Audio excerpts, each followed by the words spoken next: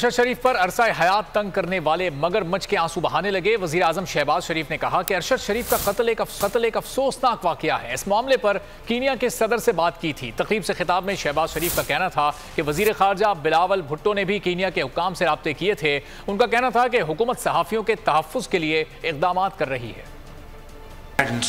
Which happened in Kenya, and I spoke to the President of Kenya myself, and also our Foreign Office Bilawal Bhutto in coordinating Kenyan authorities, and I spoke to other agencies in Pakistan for speedy action in this behalf, and also return of his body back to Pakistan. I have written a letter to Chief Justice of Supreme Court of Pakistan to constitute a commission, and I hope some action will be taken in this behalf.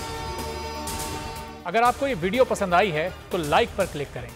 तारीख में पहली बार इमरान खान, आसिफ अली जरदारी, शहबाज शरीफ, मरियम नवाज, मौलाना फजल रहमान और बिलावल भुट्टो सब एक साथ जलना रहे हैं सिर्फ बोल पर।